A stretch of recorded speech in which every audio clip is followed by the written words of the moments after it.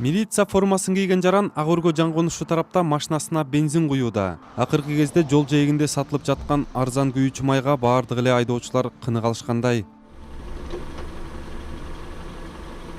Бишкектеги май куючу жайларда маркасына жараша 38 сомдон 40 сомго чейин сатылып жаткан бензиндин көчөдөгү баасы 28-30 сом болууда. Сатуучулардын айтымында бир эле жерден күнүгө бери дегенде 300 литр бензин өтүп жатат.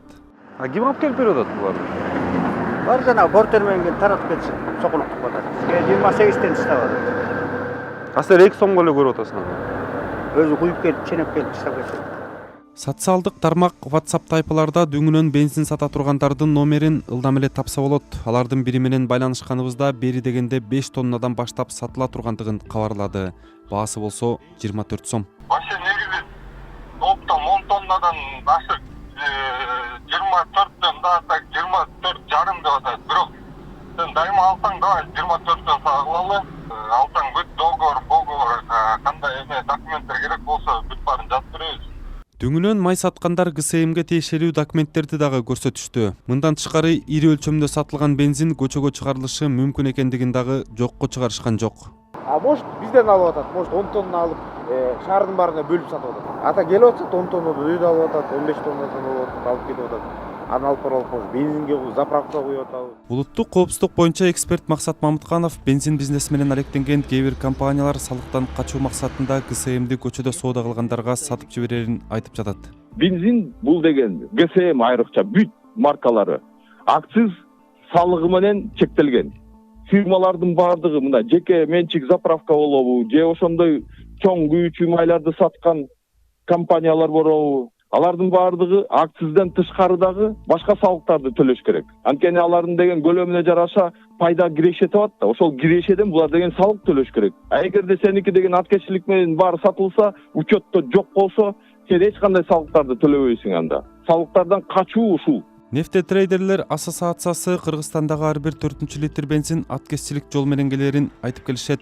Ассоциация президенти Канат Эшатов Казакстан тараптан ташылып жаткан ГСМдин сапаты начар экенин айтып, айы 92 катары сатылып жаткан күйүүчү майды текшере келгенде айы 76 үлгүсүндөгү бензин болуп чыкканын кошумчалады. Машина унаалардын бактарын оңдоп, ал жерге чоң бактарды коюп туруп, бир машина кирип чыкканда 1 тоннага чейин мындай заттарды бизге ташып кирип, көчөлөрдө көбөйүп кетти ушул көрүнүш.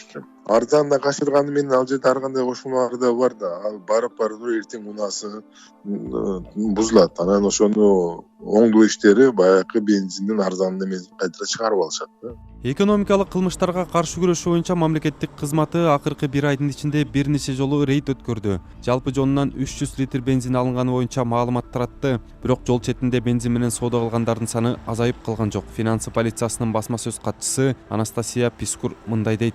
В настоящее время по всей республике. Азыркы учурда мыйзамсыз ГСМ сатуу бүткүл өлкө боюнча байкалууда. Өзгөчө Чүй облусунун аймагында күч алды. Көпчүлүгү жеке унаасы менен жүргөндүктөн аларды кармаш кыйын болуп жатат. Бишкек шаары боюнча мыйзамсыз бензин сатуу боюнча 18 факт аныкталды. 6 иш сотко өткөн, 12си боюнча тергөө жүрүп жатат. Мыйзамсыз күйүүчү май сатып жаткандарга айып пул да салып жатабыз. Анын өлчөмү майдын көлөмүнө жараша болот. 13 майда жогорку кеңеште аткезчилик жол менен келген күйүүчү май маселеси көтөрүлгөн. Эл өкүлү Жанарбек Акаев аткезчилик менен күрөшүп, бюджетти толтурса боло тургандыгына токтолгон. Жакында алгы келип ушул депутаттарга дагы контрабандисттер уже бензин сатканы калды уже. Бишкекти бүт каптап бүттү да мына. Эксперттердин айтымында бир жылда 5 миллиард сомдой ушул ГСМдин контрабандасынан эле бюджетке түшпөйдү. Мындай бир сунуш берет элем да, сиз антимонополияны, финполицияны, салык кызматын 3-4 жетекчини кызматтан алышыңыз керек. Чечкиндүү кадамга барганда контрабанда токтойт. Ошол эле Баткенде мына. Булардын маалыматы боюнча бир жылда 22 факты катталыптыр. Мына жыл башынан бери, бир жылда эмес, 4 айда.